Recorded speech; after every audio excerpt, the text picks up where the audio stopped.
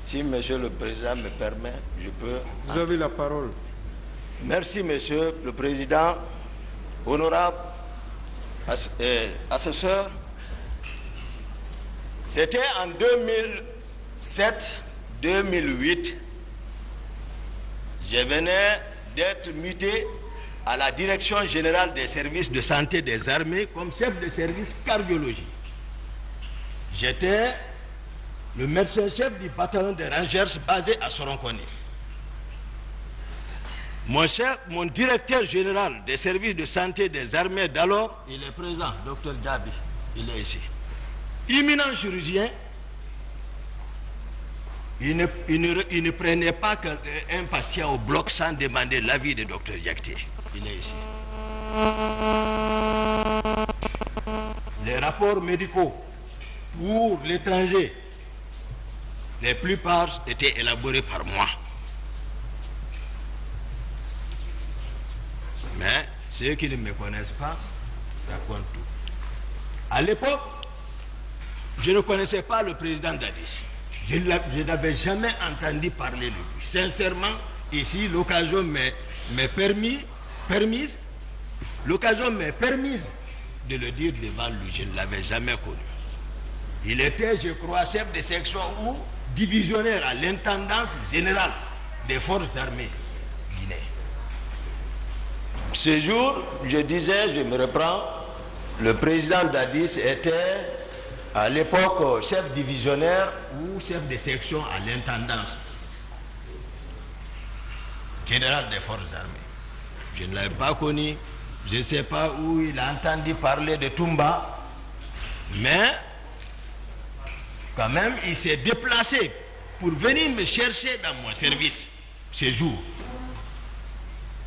Malheureusement, il ne m'a pas trouvé. Mais il a cherché mon numéro avec les collègues médecins, ils l'ont donné. Le lendemain, je viens au service, c'est tout le monde qui me rencontre pour me dire Dadis te cherche, Dadis te cherche, Dadis te cherche. J'ai dit qui est Dadis? Il dit, il ne le connaît pas. Non. Parce qu'il est généré. Lorsque vous rencontrez Dadis, c'est que votre problème est réglé. Donc tout le monde le connaît, quand il bouge, c'est le monde qui est derrière lui. Chacun pose ses problèmes. J'avais un stagiaire à côté de moi, un certain M. Keta, il m'a dit, grand moi je le connais docteur, mais ne va pas.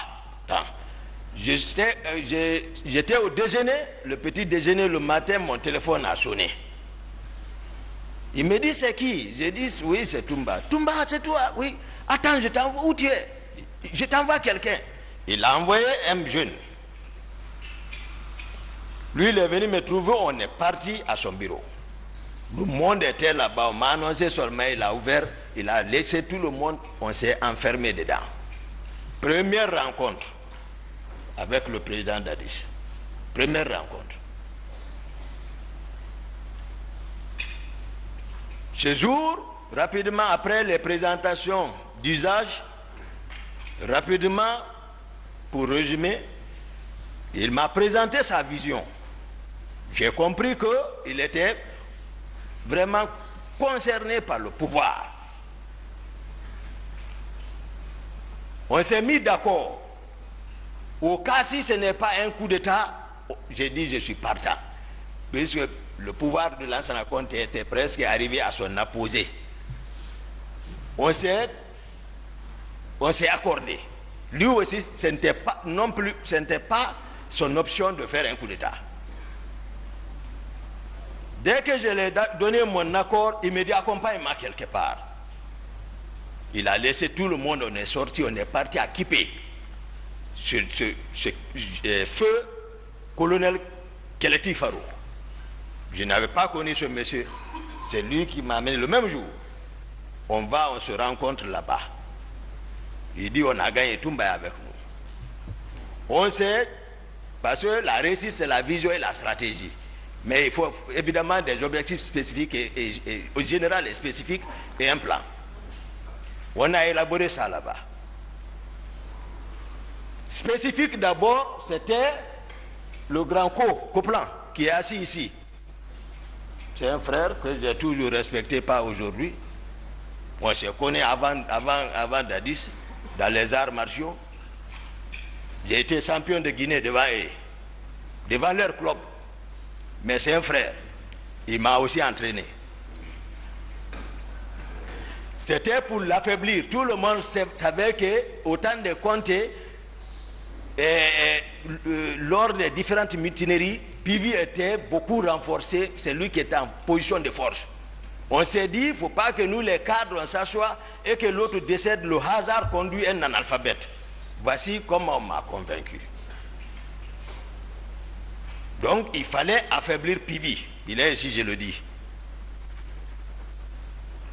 Lorsqu'on s'est quitté, je suis rentré chez moi, j'ai informé ma mère pour bénéficier de sa bénédiction. Paix à son âme.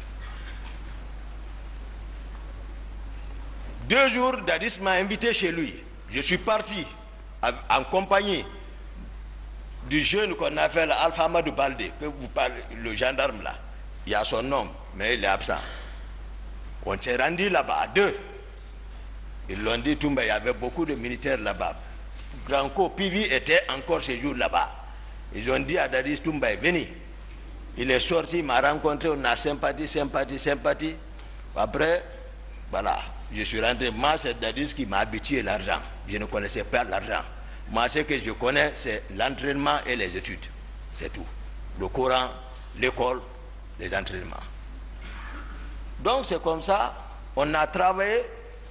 Au bout de 3-4 mois, c'est pour cela que je vais nommer un ici, Marcel.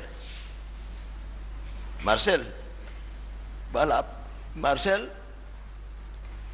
on était ensemble. Depuis ce moment, il a joué un grand rôle, parce que moi, je ne maîtrisais pas le camp. C'est lui qui travaillait au camp Al-Faya, donc c'est lui qui devait créer les rapports de force. Il a travaillé jusqu'à tel point qu'on l'a nommé le parrain des caporaux de Conakry. Marcel. Donc, au bout de quelques mois, Pivi n'avait personne derrière lui. Ce jour, rapidement, à 0h, nous étions dans un motel. Moi, capitaine Dadis, d'abord, excusez-moi, pour renforcer notre rapport, capitaine Dadis a fait venir un grand féticheur. C'est un homme, je reconnais. Le nom est Foromo. Il l'a fait venir de la forêt. Pour qu'on vienne pacter. Au cas où, pour ne pas que, c'est-à-dire si Dieu nous donnait la force que quelqu'un arrive à trahir son prochain. Foromo est venu. On est parti là. Moi, je ne suis pas animiste. Mais si je m'abstenais, même si on réussissait, ils allaient penser autre chose. Moi, c'est le Coran que je connais. Mais le monsieur a été clair, Foromo. Il a préparé tout. On a giré là-dessus. Moi, Dadis, Marcel et autres, même le commandant de son salon là, était là-bas.